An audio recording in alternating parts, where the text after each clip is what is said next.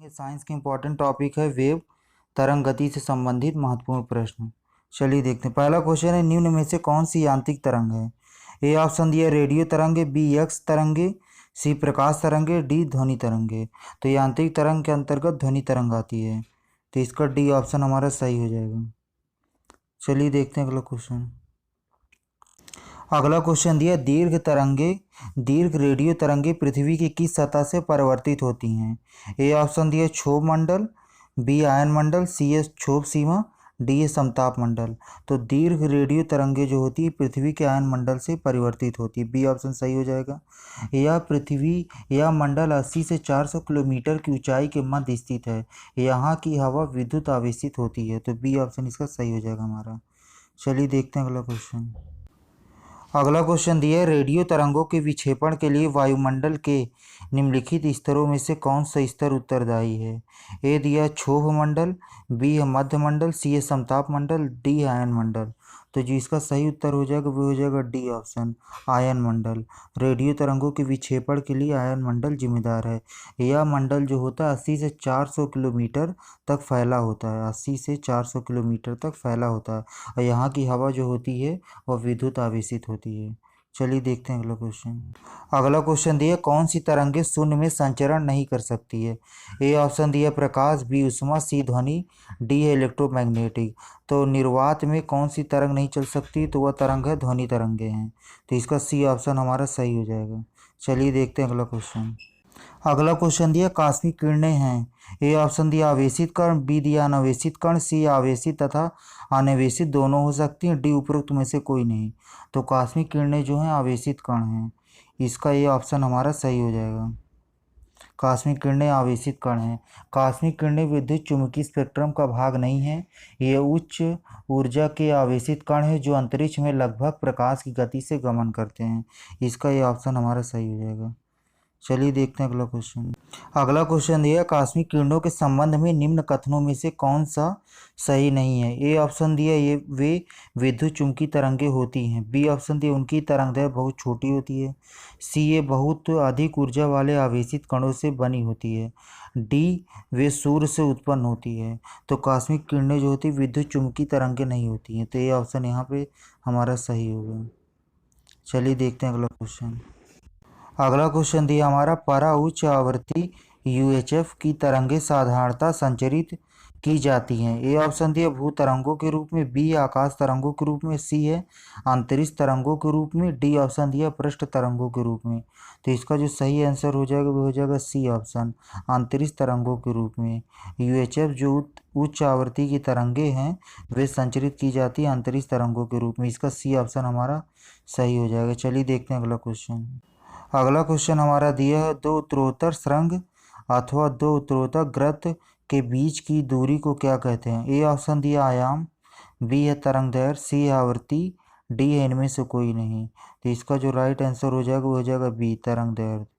तो दो successive crust या फिर थ्रॉट के बीच की जो डिस्टेंस होती है उसको तरंगदैर्घ्य कहते हैं, इसको लेम्डा से दिखाते हैं। तो इसका बी ऑप्शन हमारा सही हो जाएगा। चलिए देखते हैं अगला क्वेश्चन। अगला क्वेश्चन दिया, क्रिस्टल की संरचना जानने के लिए निम्न में से किसको प्रयोग में लाया जाता है? ए ऑप्शन दिया गामा किरणें, बी है एक्स किरणें, सी है यूवी किरणें, डी है दृश्य प्रकाश।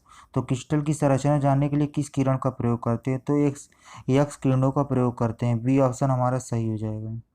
चलिए देखते हैं अगला क्वेश्चन। अगला क्वेश्चन दिया, एक रडार जो शत्रु के वायुयान की उपस्थिति का पता लगाता है प्रयोग करता है।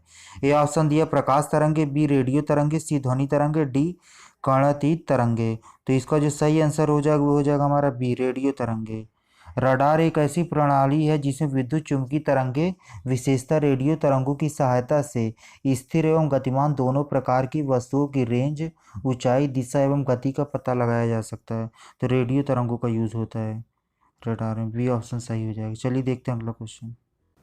अगला क्वेश्चन दिया, जब समताप मंडल में ओजोन का अवक्षय होता है तो पृथ्वी के धरातल पर पतित विकिरण की तरंगदैर्घ्य कितनी होती है? ए ऑप्शन दिया 10⁻⁻10 मीटर, बी है 10⁻⁻7 मीटर, सी है 10⁻⁻2 मीटर, डी है 100 मीटर। तो इसका जो सही आंसर हो जाएगा वो हो जाएगा बी ऑप्शन 10⁻⁻7 मीटर। चलिए देखते हैं अगला क्वेश्चन। अगला क्वेश्चन दिया, निम्नलिखित में से किस एक प्रकार की तरंगों का प्रयोग उत्तरी दृष्टि उपकरण में किया जाता है। ये ऑप्शन दिया रेडियो तरंग, बी है सूक्ष्म तरंग, सी है अवरक्त तरंग, डी है उपरोक्त में से कोई नहीं। तो जिसका सही उत्तर हो जाएगा वो हो जाएगा सी ऑप्शन हमारा, अवरक्त तरंगों का प्रयोग किया जाता है इसमें। चलिए देखते हैं अगला क्वेश्चन। अगला क्वेश्चन हमारा दिया दूर संचार के लिए प्रयुक्त तरंगे हैं। ए है दृश्य प्रकाश, बी है इंफ्रारेड, सी है अल्ट्रावायलेट, डी है माइक्रोवेव। तो इसका जो राइट आंसर हो जाएगा वो डी हो जाएगा, माइक्रोवेव। दूर संचार के लिए हम लोग सूक्ष्म तरंगों का प्रयोग करते हैं, तो इसलिए डी ऑप्शन इसका सही होगा। चलिए देखते हैं अगला क्वेश्चन। अगला क्वेश्चन दिया टेलीविजन दर्शक डिश एंटीना प्रयुक्त करते समय बरसात में उपग्रह सिग्नल नहीं प्राप्त करते हैं। ये ऑप्शन पहला दिया है, इसमें एंटीना छोटे होते हैं। सेकंड है वर्षा की बूंदें रेडियो तरंगों की ऊर्जा अवशोषित करती हैं। तीसरा दिया है वर्षा की बूंदें रेडियो तरंगों की ऊर्जा की मूल दिशा को विचलित करती हैं। उपरोक्त कथनों में से कौन सही है? ए ऑप्शन दिया है केवल पहला सही है, बी केवल पहला और दूसरा, सी केवल दूसरा और तीसरा, डी है पहला दूसरा और तीसरा तीनों सही है। तो जिसका राइट आंसर हो जाएगा वो हो जाएगा डी, तीनों सही है। चलिए देखते हैं अगला क्वेश्चन। अगला क्वेश्चन हमारा दिया आंतों के रोगों के निदान में निम्न किरणों का प्रयोग किया जाता है। ए ऑप्शन दिया एक्स किरण, बी है अल्फा किरण, सी है बीटा किरण, डी है गामा किरण। तो जिसका सही उत्तर हो जाएगा वो हो जाएगा हमारा एक्स किरण, ए ऑप्शन सही हो जाएगा। एक्स किरण एक प्रकार का विद्युत चुम्बकीय विकिरण है। यह चिकित्सा में आंतों के रोगों के निदान में प्रयोग की जाती है, तो इसका ये ऑप्शन हमारा सही हो जाएगा। चलिए देखते हैं अगला क्वेश्चन। अगला क्वेश्चन हमारा दिया सीटी स्कैन करने में प्रयोग में लाई जाती है। ए है अवरक्त किरणें, बी है पराश्रव्य तरंगे, सी है दृश्य प्रकाश, डी है एक्स किरणें। तो जिसका सही उत्तर हो जाएगा वो हो जाएगा एक्स किरणें। सीटी स्कैन ये एक विशेष प्रकार का एक्सरे परीक्षण है जिसके द्वारा शरीर के अंदरूनी अंगों को देखा एवं रोगों का पता लगाया जाता है, तो इसका डी ऑप्शन सही हो जाएगा।